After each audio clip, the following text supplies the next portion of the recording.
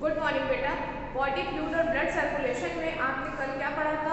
Blood grouping पढ़ी थी और कुछ ब्लड के जो फॉर्म्ड एलिमेंट्स थे एरिथ्रोसाइट, ल्यूकोसाइट, वो पढ़ा था।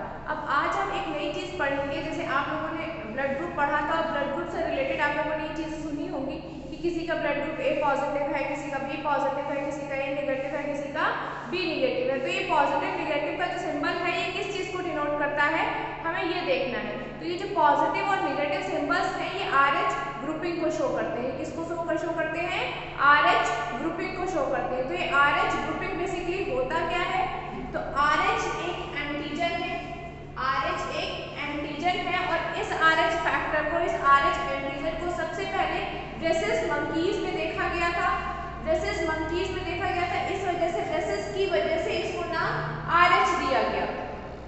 अब ये RH है क्या?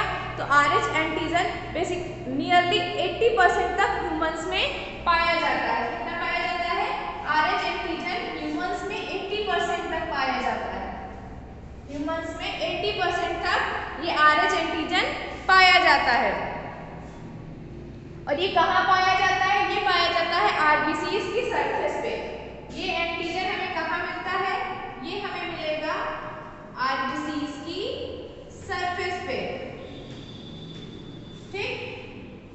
अब जिन ह्यूमंस की RBCs की सरफेस में एंटीजन ये RH फैक्टर प्रेजेंट होता है उनको पॉजिटिव कहा जाता है और जिनके में प्रेजेंट नहीं होता है उनको निगेटिव कहा जाता है।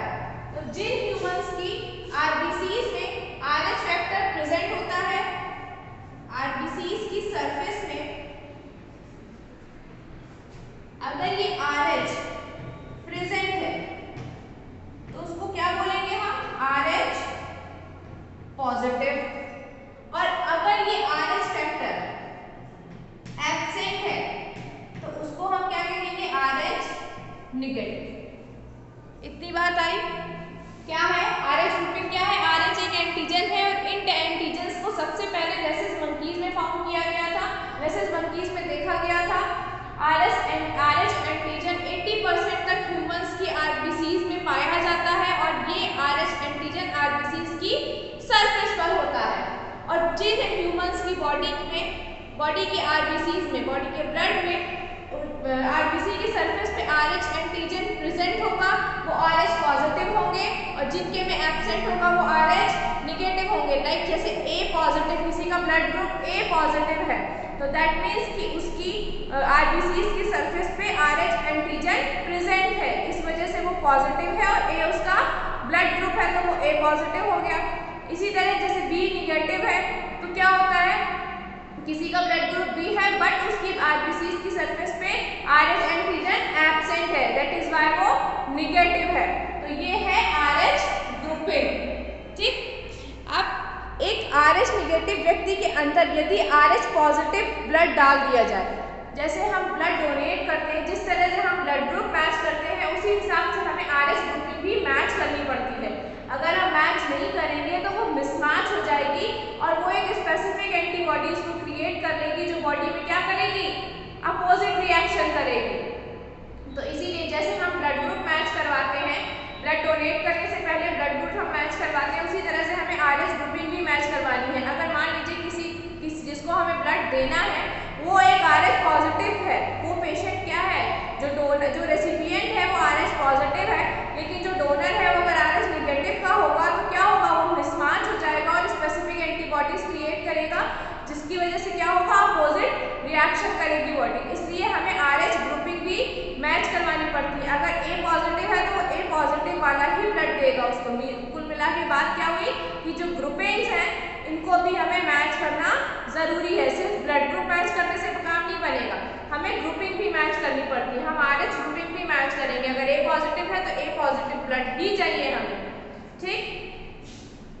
फिर एक स्पेशल केस देखा गया था कि एक प्रेग्नेंट वुमेन का जिसकी बॉडी में RH फैक्टर प्रेजेंट था, मींस वो RH पॉजिटिव थी बट उसके फीटस में क्या था? RH negative. उसके फीटस का ब्लड ग्रुप कैसा था? वो RH निगेटिव ब्लड ग्रुप था। तो ये एक स्पेसिफिक केस देखा गया था, एक स्पेशल केस देखा गया था बट उसके बाद से फिर क्या हुआ कि पहली प्रेगनेंसी में मदर का RH निगेटिव ब्लड और फीटस की RH एंटीजन का एक्सपोज नहीं हो पाता, क्योंकि प्लेसेंटा के दोनों ही ब्लड में अच्छी तरह से सेपरेट रहते हैं। प्लेसेंटा जो है वो ब्लड में क्या होता है, वो सेपरेट रहता है ब्लड में। पहले बच्चे के जन्म के समय फीटस का थोड़ा सा RH पॉजिटिव ब्लड माँ के ब्लड से मिलने में पॉसिबिलिटीज होती हैं। इस केस में माँ के ब्लड में RH एंटीजन के विरुद्ध एंटीबॉडीज बनने लगती हैं। ड्यूरिंग प्रेगनेंसी जो हमारा शरीर होता है, जो फीमेल्स की बॉडी होती है ड्यूरिंग प्रेगनेंसी, वो एक्स्ट्रा वर्क करती है अगेंस्ट टू फॉरेन एंटीजन्स। तो उस टाइम क्या होता है, कुछ मतलब according to foetus, according to placenta, mother की बॉडी क्या होती है, रिएक्ट करने लगती है। तो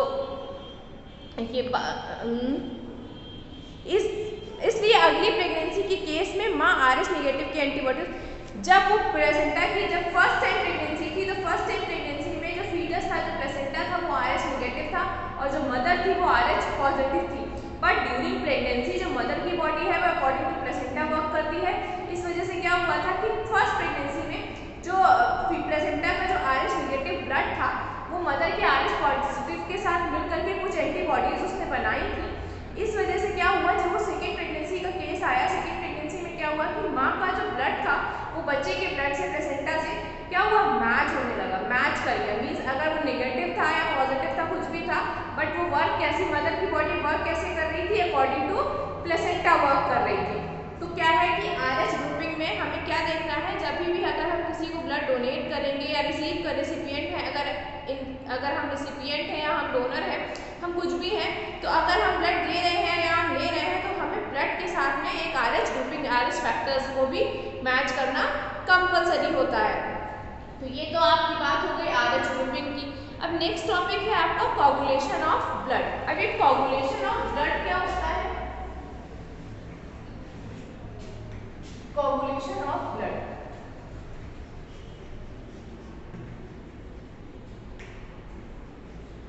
आपने देखा होगा कभी भी अगर आपको कहीं चोट लग जाती है थोड़ी सी, तो कुछ टाइम बाद ब्लड क्या होता है, वो वहीं पर जम जाता है, क्लॉट हो जाता है। इसी को हम क्या कहते हैं, कोगुलेशन। तो ब्लड का कोगुलेशन शरीर से ब्लड के अत्यधिक लॉस को बचाने का एक मैकेनिज्म है। अगर हमारी बॉडी में ब्लड को कोगुलेट करने की कैपेसिटी नहीं है, अगर हमारी बॉडी एबल नहीं है ब्लड को कोगुलेट करने के लिए, तो क्या होगा कि बॉडी से एक्सट्रीमली ब्लड लॉस होगा और डेथ हो जाती है। एक्सट्रीमली ब्लड लॉस की वजह से क्या होगा, बॉडी खत्म हो जाएगी। तो क्या ये जो ब्लड क्लॉटिंग है, ये ब्लड क्लॉटिंग फैक्टर्स होते हैं हमारी बॉडी में, कुछ विटामिन होते हैं जो ब्लड क्लॉटिंग के लिए रिस्पॉन्सिबल होते हैं। तो कोगुलेशन ऑफ ब्लड क्या है, बॉडी से ब्लड के लॉस को रोकने का, ब्लड के लॉस को बचाने का एक मैकेनिज्म है। कट या इंजरी के स्थान पर कुछ समय बाद बनने वाले रेडिश ब्राउन स्कम को क्लॉट कहते हैं। कहीं भी कट या कोई इंजरी हो जाती है तो कुछ टाइम बाद वहाँ पे रेडिश ब्राउन कलर का एक स्कम आ जाता है, जिसको हम कचरा बोलते हैं, एक स्कम आ जाता है। उस स्कम को ही हम क्या बोलते हैं, क्लॉट या कोगुलम बोलते हैं। कट या इंजरी वाले प्लेस पर कुछ टाइम बाद जब जो ब्लड निकल रहा है, ब्लड जब एटमॉस्फेरिक एयर से रिएक्ट करता है तो एक स्कम बना लेता है रेडिश ब्राउन कलर का। उस स्कम को ही क्या नाम दिया गया है, उस स्कम को ही हमने क्या बोला है, क्लॉट या कोगुलम। क्लॉट मुख्यतः फाइब्रिन थ्रेड्स के नेटवर्क से बनता है। क्लॉट किससे बनता है, फाइब्रिन थ्रेड के नेटवर्क से बनता है। इसमें ब्लड के डेड और डैमेज फॉर्म्ड एलिमेंट्स में फंसे रहते हैं। इसमें ब्लड के डेड, डैमेज और फॉर्म्ड एलिमेंट्स फंसे रहते हैं। प्लाज्मा की उपस्थिति थ्रोम्बिन एंजाइम इनएक्टिव फाइब्रोजन को एक्टिव फाइब्रिन में बदल देती है। प्लाज्मा में प्रेजेंट जो थ्रोम्बिन एंजाइम होता है, प्लाज्मा में जो थ्रोम्बिन एंजाइम होता है वो क्या करता है, इनएक्टिव फाइब्रोजन को एक्टिव फाइब्रिन में कन्वर्ट कर देता है। इनएक्टिव फाइब्रोजन को एक्टिव फाइब्रिन में कन्वर्ट कर देता है। प्लाज्मा में ही एक दूसरा इनएक्टिव पदार्थ प्रोथ्रोम्बिन भी होता है। एक तो थ्रोम्बिन एंजाइम होता है जो इनएक्टिव को एक्टिव फाइब्रिन में कन्वर्ट कर देता है, और इसी के अगेंस्ट एक प्रोथ्रोम्बिन भी होता है जो इनएक्टिव सब्सटेंस होता है, और वो क्या करता है, जो एक कॉम्प्लेक्स एंजाइम थ्रोम्बोकाइनेसिस के कारण थ्रोम्बिन में बदल जाता है। प्रोथ्रोम्बिन एक इनएक्टिव सब्सटेंस है, और वो एक कॉम्प्लेक्स एंजाइम होता है जिसका नाम है थ्रोम्बोकाइनेज। थ्रोम्बोकाइनेज की वजह से प्रोथ्रोम्बिन थ्रोम्बिन में कन्वर्ट हो जाता है। यह कॉम्प्लेक्स एक लिंक्ड एंजाइम रिएक्शन की सीरीज में बनता है और इनमें अनेक फैक्टर्स पाए जाते हैं जो प्लाज्मा में इनएक्टिव स्टेट में होते हैं। ठीक, इंजरी या ट्रॉमा प्लेटलेट्स को कुछ फैक्टर रिलीज करने के लिए स्टिमुलेट करता है। ये फैक्टर्स कोगुलेशन के मैकेनिज्म को एक्टिव कर देते हैं। इंजरी या ट्रॉमा प्लेटलेट्स को कुछ फैक्टर रिलीज करने के लिए स्टिमुलेट करता है। कोई भी इंजरी हो जाती है, कोई भी ट्रॉमा हो जाता है, तो प्लेटलेट्स क्या होते हैं, प्लेटलेट्स को कुछ फैक्टर रिलीज करने के लिए स्टिमुलेट करता है। कौन? कुछ फैक्टर्स, जो फैक्टर्स रिलीज होते हैं वो कहाँ से रिलीज होते हैं, वो प्लेटलेट से रिलीज होते हैं और ये फैक्टर कोगुलेशन के मैकेनिज्म को एक्टिवेट कर देते हैं। जो फैक्टर्स हमारे ब्लड के क्लॉट को बनाने में हेल्प करते हैं वो कहाँ से रिलीज होते हैं, वो प्लेटलेट से रिलीज होते हैं। इंजरी वाले स्थान के टिश्यू भी कुछ फैक्टर रिलीज करते हैं जो कोगुलेशन को इनिशिएट कर देते हैं और क्लॉटिंग में कैल्शियम आयंस की महत्वपूर्ण भूमिका निभाते हैं। तो इंजरी जहाँ पर हो जाती है उस जगह पर जो टिश्यूज़ होते हैं, जो टिश्यू डैमेज होते हैं, वो टिश्यू क्या करते हैं, वो टिश्यूज़ भी कुछ फैक्टर रिलीज करते हैं और कोगुलेशन को इनिशिएट करते हैं। कहीं भी जहाँ भी हमारी चोट लगी होती है उस पर क्या होता है, वहाँ के वो टिश्यूज़ जो डैमेज होते हैं वो टिश्यूज़ भी कुछ फैक्टर्स को रिलीज करने के लिए स्टिमुलेट करते हैं और वो स्टिमुलेशन किसको इनिशिएट करता है, हमारे ब्लड में क्लॉट बनाने को वो इनिशिएट करता है। तो ये क्या है आपका coagulation of blood. Basically coagulation of blood क्या है, कोगुलेशन ऑफ ब्लड है कि कहीं भी कट या इंजरी हो जाने पर जब कुछ टाइम बाद हमारा ब्लड एक स्कम बना लेता है, रेडिश ब्राउन कलर का स्कम बना लेता है, तो इस स्कम को ही क्या नाम दिया गया है, क्लॉट या कोगुलम। तो ब्लड कोगुलेशन ऑफ ब्लड क्या है, कोगुलेशन ऑफ ब्लड है कि ब्लड का कोगुलेशन शरीर से ब्लड को अत्यधिक लॉस को बचाने का मैकेनिज्म है। ब्लड लॉस को बचाने का मैकेनिज्म है, को बचाने की मैकेनिज्म क्या होती है, कोगुलेशन ऑफ ब्लड। ठीक, नेक्स्ट है आपका लिम्फ। अब ये लिम्फ क्या होते हैं, नेक्स्ट आपका क्या है, लिम्फ। अब ये लिम्फ क्या है, लिम्फ होते हैं टिश्यू फ्लूइड, ऊतक का तरल जिसको हम कहते हैं। टिश्यू फ्लूइड क्या है, लिम्फ क्या होते हैं, टिश्यू फ्लूइड। टिश्यू फ्लूइड क्या है, लिम्फ। ब्लड जब कैपिलरीज से होकर टिश्यू की ओर जाता है, ब्लड जब कैपिलरीज से होकर के टिश्यूज की तरफ जाता है तो कुछ वाटर के साथ कई छोटे छोटे वाटर सॉल्युबल पदार्थ कैपिलरीज से टिश्यू की सेल्स के बीच स्पेस में आ जाते हैं। कैपिलरीज और टिश्यू के बीच में जो स्पेस होता है उस स्पेस के बीच में कौन आ जाता है, उस स्पेस के बीच में आ जाते हैं कि जो कैपिलरीज के साथ में ब्लड आया है उस ब्लड में कुछ वाटर सॉल्युबल सब्सटेंस भी होते हैं। तो वो वाटर सॉल्युबल सब्सटेंस कहाँ पे आ जाते हैं, टिश्यू और कैपिलरीज के बीच में। इसे इंटरस्टिशियल फ्लूइड या टिश्यू फ्लूइड कहते हैं। और यही फ्लूइड, जो यही वाटर सॉल्युबल सब्सटेंस कैपिलरीज और टिश्यूज के बीच में आ जाते हैं, इन्हीं सब्सटेंसेस को क्या कहते हैं, टिश्यू फ्लूइड कहते हैं। टिश्यू फ्लूइड क्या है, जब ब्लड कैपिलरीज से होकर टिश्यू की ओर जाता है, जब ब्लड कैपिलरीज से होकर टिश्यू की ओर जाता है तो कुछ वाटर सॉल्युबल सब्सटेंस भी उसके साथ में होते हैं और वो वाटर सॉल्युबल सब्सटेंस कहाँ आकर फंस जाते हैं, वो आकर फंस जाते हैं कैपिलरीज और टिश्यू के बीच में। कैपिलरीज और टिश्यू के बीच में जो वाटर सॉल्युबल सब्सटेंस आकर के फंस जाते हैं, सेल्स के बीच में जो स्पेस होता है उसी स्पेस में आकर के जब ये वाटर सॉल्युबल सब्सटेंस फंस जाते हैं तो उन्हीं वाटर सॉल्युबल सब्सटेंस को क्या कहते हैं, टिश्यू फ्लूइड कहते हैं। इसमें लार्ज प्रोटीन और अनेक फॉर्म्ड एलिमेंट्स नहीं होते हैं। इस फ्लूइड में बहुत ज़्यादा फॉर्म्ड एलिमेंट्स नहीं होते हैं जो ब्लड वेसल्स में होते थे। ब्लड वेसल्स में क्या थे, फॉर्म्ड एलिमेंट एरिथ्रोसाइट्स था, ल्यूकोसाइट्स था, प्लेटलेट्स थी, बट टिश्यू फ्लूइड में ऐसा कुछ नहीं होता है। लिम्फ का मिनरल डिस्ट्रीब्यूशन बिल्कुल प्लाज्मा जैसा होता है। Lymph is just like plasma. Lymph कैसा होता है? लिम्फ प्लाज्मा की तरह होता है। प्लाज्मा कैसा होता है? येलोइश कलर का सब्सटेंस होता है। प्लाज्मा की तरह होता है। इसमें कोई फॉर्म्ड एलिमेंट्स नहीं होते हैं। लिम्फ में कोई फॉर्म्ड एलिमेंट्स नहीं होते हैं।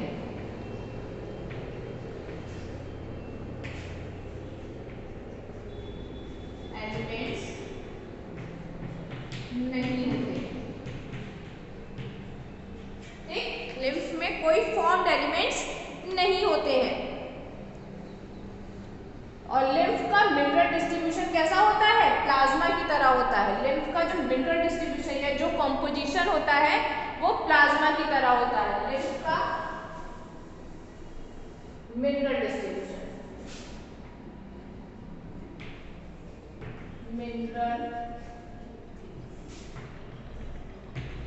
डिस्ट्रीब्यूशन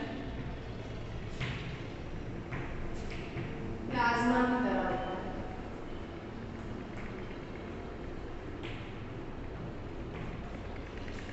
लिम्फ का मिनरल डिस्ट्रीब्यूशन प्लाज्मा की तरह होता है।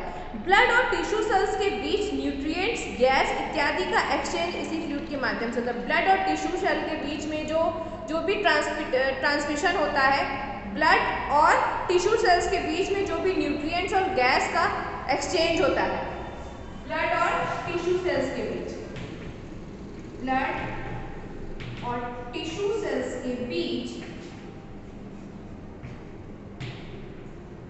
न्यूट्रिएंट्स और गैस का जो एक्सचेंज होता है, बीच न्यूट्रिएंट्स एंड गैसेस का जो एक्सचेंज होता है, का एक्सचेंज टिश्यू फ्लूइड के माध्यम या लिम्फ के माध्यम से होता है। एक्सचेंज लिम्फ के माध्यम से होता है।